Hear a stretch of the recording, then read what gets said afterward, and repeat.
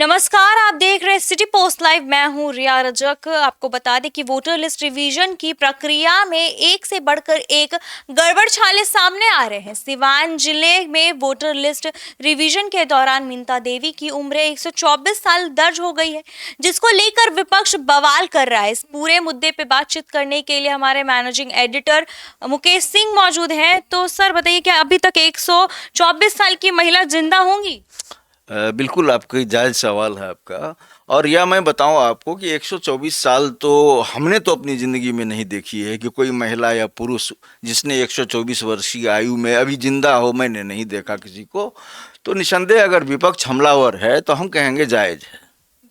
चूँकि एक मामला जो है सामने आया है, ऐसे अनगिनत मामले होंगे। या तो सिवान जिला से आया है और डीएम ने जांच भी करवाई है, और जो मामला खुलकर सामने आया है एक्चुअली में उस महिला की उम्र 24 साल है और गलती से 124 जो है दर्ज हो गया है, यानी 100 वर्ष बढ़ा दी गई है आयु।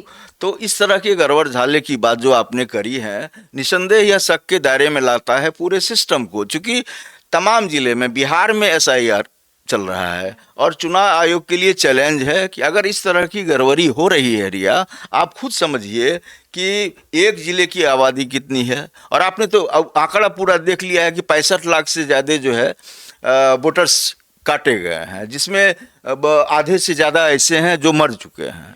अब 124 साला महिला को आप ला रही हैं जो जिंदा है, तो ऐसे ऐसे बहुत सारे, तो ऐसे सैकड़ों केसेस होंगे एक जिले में, इस जिले में।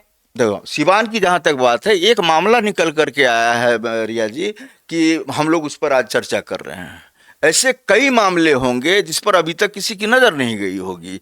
तो अभी तो विपक्ष हमलावर है और कई तरह के कागजात का जुटान हो रहा है, यानी गड़बड़ियाँ पकड़ी जा रही है और तमाम गड़बड़ियों को वन बाय वन करके जो है ये सामने ला रहे हैं विपक्ष के नेता। लेकिन यह तो बिल्कुल हास्यास्पद और मजाकिया है कि 24 साल की महिला को आपने 124 साल का बना दिया, और 124 साल की ज़िंदगी जीने के लिए हमको लगता है कि ऋषि मुनि के बाद मैंने पहली बार एक महिला की उम्र सुनी है, आपने भी पहली बार ही सुना है। तो देखना पड़ेगा, ये चुनाव आयोग के लिए बिल्कुल चैलेंज है रिया कि इस तरह के मामले अगर आ रहे हैं तो गड़बड़ियाँ हो रही है। और एक ज़िले की बात नहीं है, 38 ज़िले हैं बिहार में, तमाम जगह जो है ऐसी गड़बड़ियाँ हो रही हैं।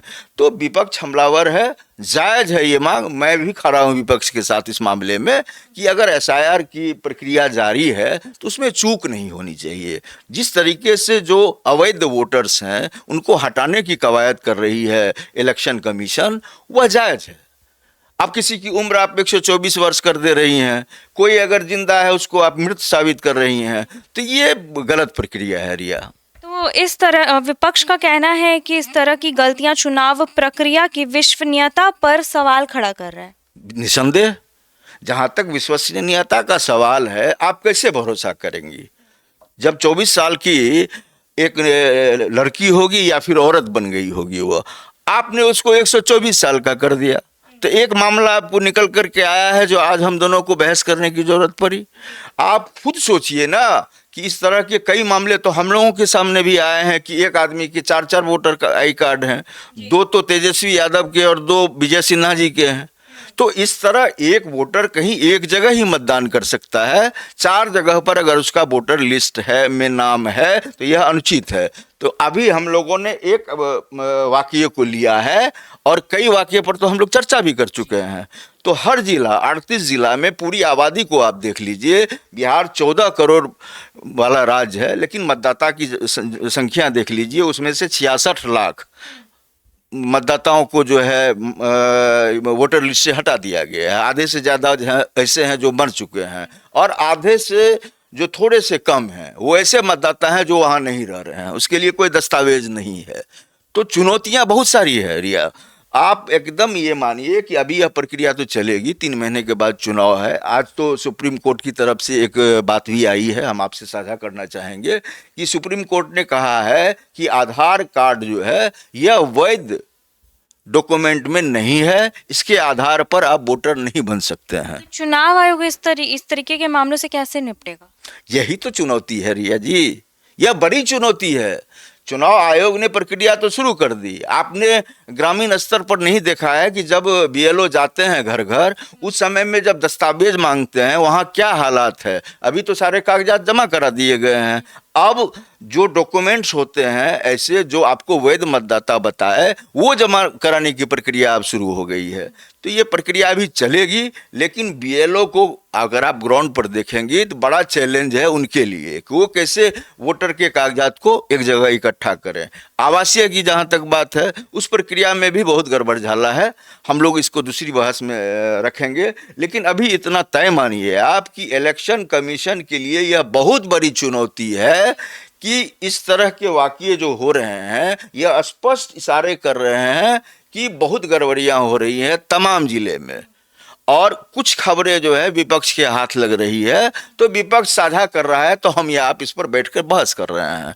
तो इस प्रक्रिया से निपटने के लिए, जेन्युइन वोटर को लाने के लिए, अब उसकी उम्र भी सही आप डालिए, नहीं डालिएगा तो कोई जो सरकारी सुविधा है वो नहीं मिलेगी उनको, आगे दिक्कत होगी। आज आप मतदान तो कर दीजिएगा 124 वर्ष की आयु में, आपको आप वृद्धा पेंशन चाहिए, ये बताइए सरकार की कौन सी योजना आप लीजिएगा। जो कम आयु वाली योजना है आपको नहीं मिलेगी, आपको वृद्धा पेंशन मिलेगा। आप जवानी में ही जो है बुजुर्ग बना दी गई हैं। तो इस प्रक्रिया को रोकना पड़ेगा, और इलेक्शन कमीशन को डोर टू डोर तो जाएगा नहीं, वो माध्यम है। सब जगह आप देखिए कड़ी बनी हुई है, जिला प्रशासन के मुखिया हैं, डीएम, उसके बाद एसडीएम है, फिर वे बीडीओ हैं, सीओ हैं, ये लोग भी देख रहे हैं पूरा। लेकिन बीएलओ खास करके जो है उनकी जिम्मेदारी बहुत बड़ी है, तो चूक तो हो रही है। तो ये जो चूक है ये इलेक्शन कमीशन की तरफ से, तो फिर इलेक्शन कमीशन ने इस पे कुछ कहा है इस मामले पे कि 124 कैसे हो गई, या फिर ये गलती क्यों हुई?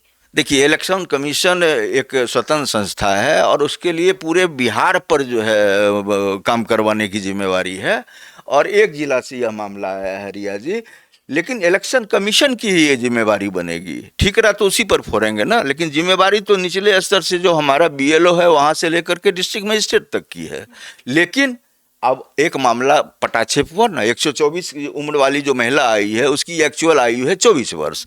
तो अब ये देखना बेहद दिलचस्प होगा, क्योंकि विपक्ष जिस तरह से हमलावर हुआ है, अब इस मामले का निपटारा कर लिया गया, क्या आगे जितने मामले विपक्ष के द्वारा लाए जाते हैं या हम पत्रकार साथियों के द्वारा लाए जाते हैं, तो उससे कैसे जो है जिला प्रशासन निपटता है और चुनाव आयोग निपटता है, यह देखना बेहद दिलचस्प होगा। नज़र हम लोगों की बनी हुई है, लगातार हम लोग इस पर डिबेट कर ही रहे हैं।